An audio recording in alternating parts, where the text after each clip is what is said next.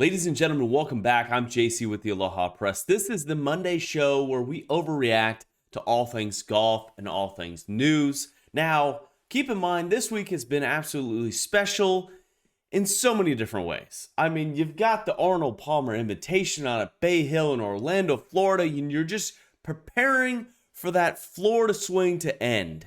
At beautiful TP Sawgrass, we're the fifth major championship, which, by the way, I do not understand why we have a premature major championship. Like, if this was a major championship out at TPC Sawgrass, I don't think players would be missing it, which we'll get to that a little bit later. We've had some breaking news in regards to some key players in the top world rankings who will not be there this week, but let's dive into the Arnold Palmer Red Sweater Classic. And with that being said, I'd like to take this chance to apologize to absolutely nobody. Now let's give credit when credit is due. Scottie Scheffler wins for the second time in 3 starts. This guy is on fire, kinda. It's the Arnold Palmer Invitational was more like the Arnold Palmer, rinky-dink classic. It's just, I don't want to take anything away from Scottie Scheffler. I think he played great golf for what was available. I think he just ended on a better hole than everyone else. I mean, at one point in time, you got Gary Woodland, 3 holes to go, is leading by 2. Eagle 16, bogey 17, double bogey 17, and bogeys 18, and gets him back to 3 under. It just, this particular event, as good as Scottie Scheffler would look like he played, was a challenging event. I mean, the finishing score was 5 under. I'm not saying I like the bomb and gouge dartboard classic out of the PGA Tour, but this particular event didn't seem it just didn't seem fun. Like, if someone said, "Hey, do you want to go play Bay Hill?" I'd be like, "Yeah, I'm going to need to go to Walmart and get me a box of golf balls because good golly, this play, I would lose it in the rough. I'd lose it in the lake. I would lose it in some of these bunkers." Oh my, it looked like the beach was open down in Orlando, Florida. It looked like Mickey Mouse just took a crap in the freaking sandbox. And it just absolutely just was remarkable. Now, don't get me wrong. There were some good shots and there were some bad shots, but there were a lot of shots that just ended up okay based on the conditioning.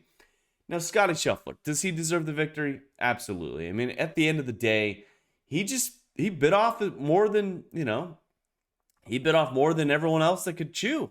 I mean, it seemed like he had the best positive attitude. And, coming down the stretch, you got to hit fairways, you got to hit greens, and you just got to pray to 2-putt because those greens were lightning fast. I mean, the conditions alone, the greens themselves were rock hard. The fairways were rock hard.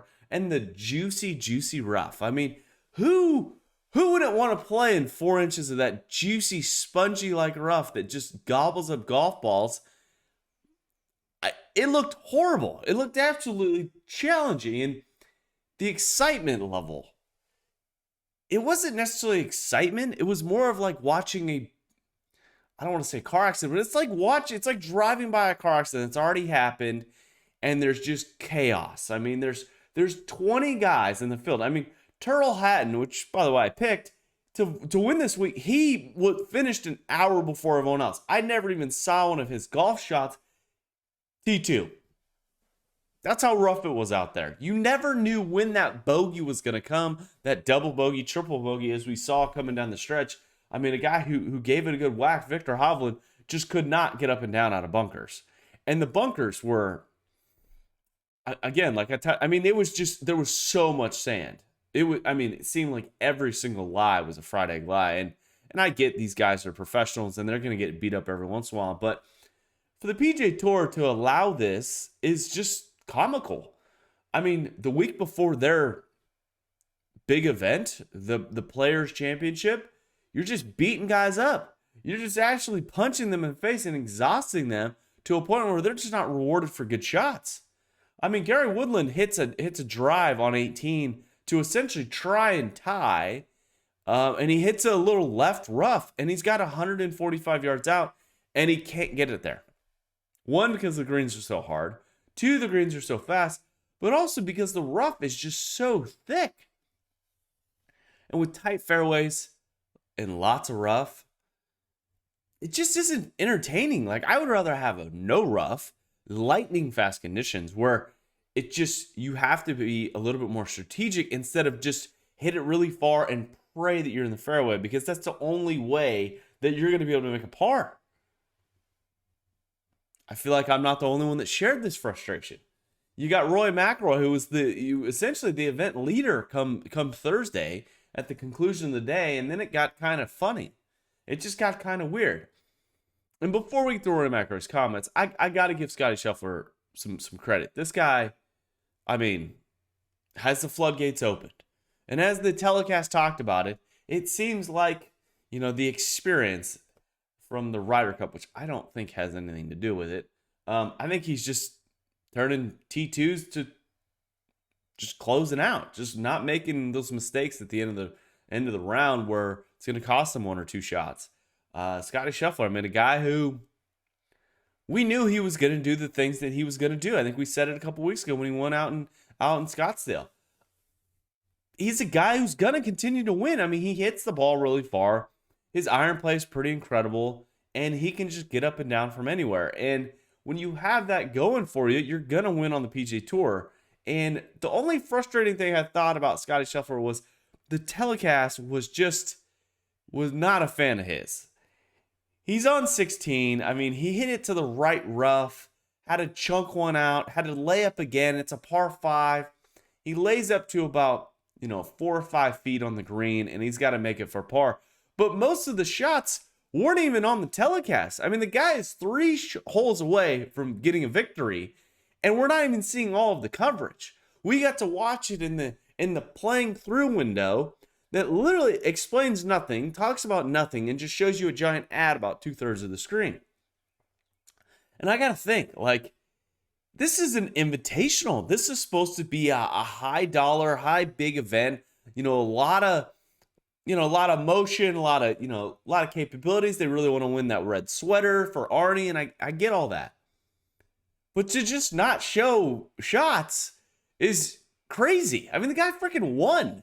The guy just made an up and down from freaking 80 yards for par, where Gary Woodland just rolled in an eagle putt. And that's the story you're going to tell. You're not going to tell it. And it's frustrating because, again, I go back to, it's the 9th inning in the World Series. It's the 9th inning in a playoff. It's the 4th quarter in your NBA game. It's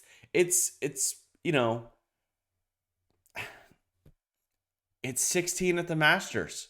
Are we missing that shot? If the PGA Tour and NBC and the coverage wants to get a better viewership, I was immediately pissed. I was yelling at the TV. I was like, this guy's got a chance to win and you're not even showing it. And when you do show it, it's not even good. It's just horrible. It's absolutely disgusting. But Rory McIlroy thought the course was disgusting too. Rory McIlroy, after his conclusion of 4 over 76, McIlroy was a bit frustrated. I'm going to read you a couple comments. I feel punch drunk, to be honest, he said after completing his final round. The weekend, it's like crazy golf. You just don't get rewarded for good shots, like I'm venting here, and I'm frustrated and whatever. I think as well, the frustration is it's a carbon copy of what happened the last 3 years. Which is kind of funny. It's I think it's just a golf course setup issue and maybe just trying to make it a little less penal when you miss, I guess. Or not even less penal when you miss. I don't mind golf courses being penal when you miss, but it's not rewarding good shots, and think that there's where it starts to get across the line. McIlroy wasn't alone in his explanation. I'm glad I'm off that course. I'm glad I'm done, Sir Gary Woodland. We know the weekends are pretty brutal here, said Terrell Hatton, the 2020 API champion, who shot only one of 4 rounds under par on Sunday to finish T2. I don't like listening to players. I like the carnage at times. I don't like the golf course. I don't like the event. I don't think this week needs to happen. If anything, I think the Honda Classic doesn't need to happen. Like you could delete the Honda Classic, and I get it, Honda's a big time sponsor and everything, but if you delete the Honda Classic, make it the Arnold Palmer Invitational, you get a week break leading up to TPC Sawgrass, to the Players Championship. Maybe we might consider it as one of the top events. Because in all retrospect, if you're going to get punched in the mouth this week and then go get punched in the mouth next week, it's just not fun. And I think this event is either going to go away or the fields are just going to get worse. And sure, the Puerto Rico Open could disappear, but I'm just saying that, like, I don't think the top tier players who are making millions of dollars each and every year are going to want to go, I'm going to go get punched the week before to try and make a bunch of money. And I understand the purse is $13 million at this event, but I just don't think the storyline is good. I don't think the players enjoy it. And to get off my little soapbox here,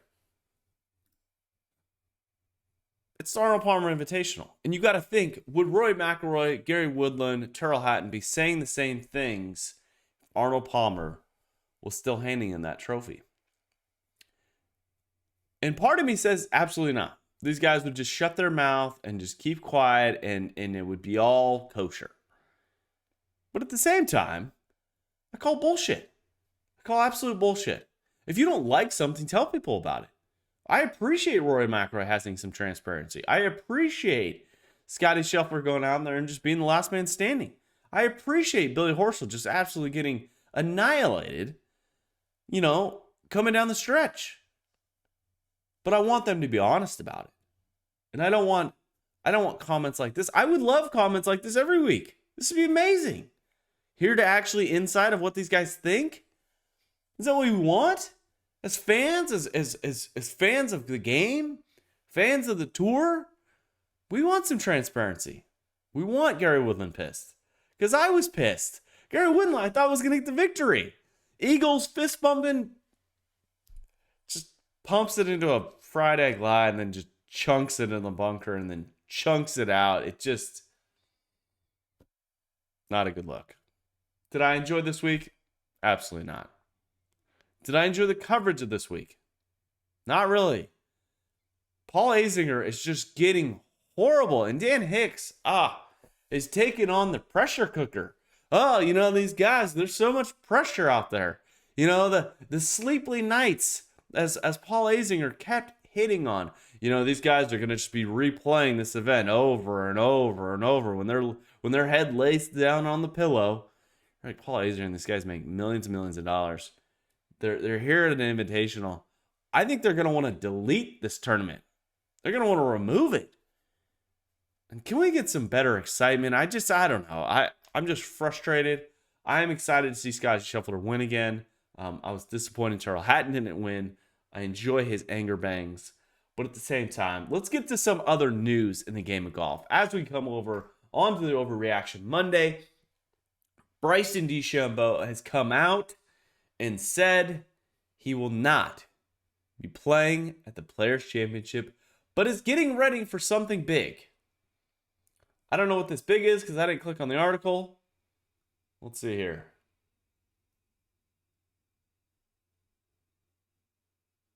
He pretty much just teased it. Sorry, I'll read his comment here. Let's see here. DeChambeau said, getting ready for something big. The 8-time tour winner added, many plans in the works. What the hell does that mean, Bryson?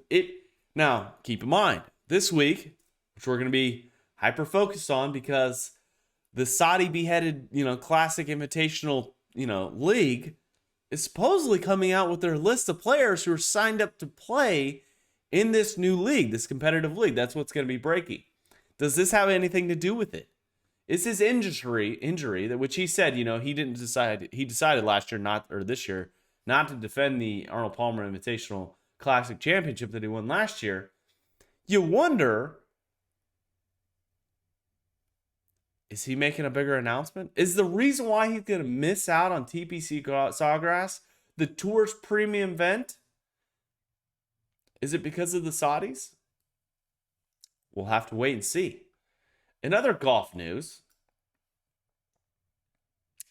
That's pretty much it. Oh, no. Oh, one more thing. The RNA issues statement on Russian invasion. It's something that we have not covered in regards to the invasion on Ukraine. I'm not going to get into it. I'm not an expert. I don't plan to. I don't practice to be. I don't claim to be.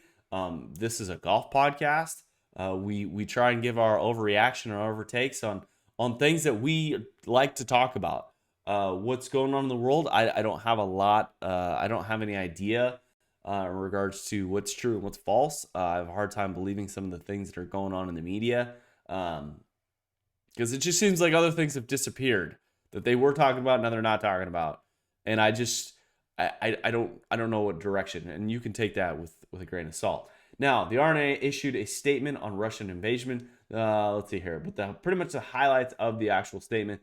The RNA full supports the recommendations of the IOC and the International Golf Federation, and excluding Russia and Belarus from international team championships. The RNA is not currently expecting entries from Russia or Belarusian golfers in the scheduled RNA qualifying events, championships, international matches in the upcoming season, professional or amateur. In the event that they were to receive entries, we would decline. We are reviewing the implications for matters such as international rankings, a world handicap system. The RNA will continue to a humanitarian aid fund and will offer direct support to the Ukrainian Golf Federation.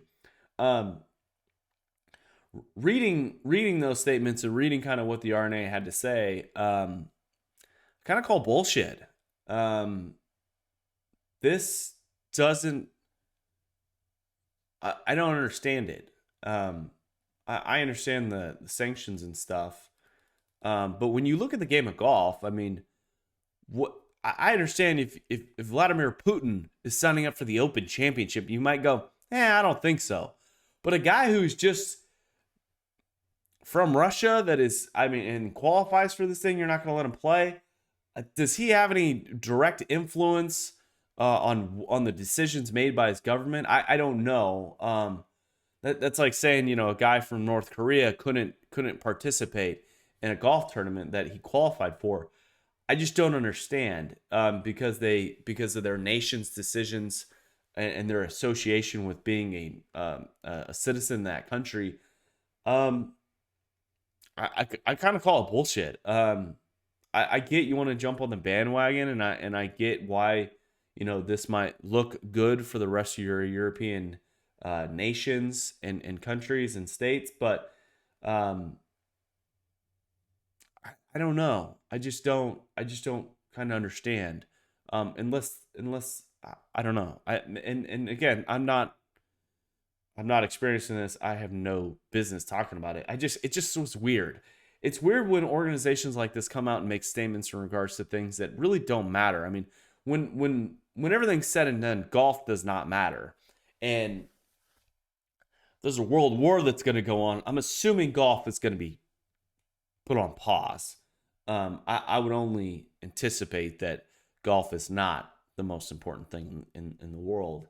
But it just, you're making statements that just because you feel like you need to, and sometimes you just don't, which at the same time, as we I'd like play to our take this intro, chance to apologize it's just, to absolutely no. it's one of those things, like, come on. Anyways, near there. As always, really appreciate it. Really appreciate everyone tuning in. It's funny to think and to listen to hear, reactions to this single show. It's something that, it's been interesting. It's been entertaining. It's been one of those fun experiences. And as always, I appreciate everyone, subscribing, liking, and watching here on YouTube and or listening wherever you listen to podcasts. I will ask, can you pay the bills though? Can you let one person know that this crazy guy named JC is trying to make this a career at the Aloha Press and talking golf? And if you ever want to come on the show, if you want to be a part of the experience, let me know. You've got my email, you've got my phone number. You can reach me out in the comments, the DMs, and as always, I appreciate all the support. Now with going forward, we will have a Wager Wednesday for TPC Sawgrass. We're going to be breaking down the Players Championship and who we like to pick this week to see who's going to be victorious. So look out for that. That will be released Wednesday morning. So with that being said, as always, hit bombs, attack pins, and aloha press. And we'll see you in a couple days. Cheers. Wearing all black. Aloha! Here with JC and Jeff. Ain't no time for school today. Hitting bombs. Hey, watch this punch cut lob wedge. Replace your Marshalls with cart girls. They're better looking. They're serving drinks. Got to hit bombs off the tee. Phil talking about a guy taking a shit in the cut. Mahalo! That's what we did fireside with Phil. Fire at the stick. Hit bomb and attack the pin.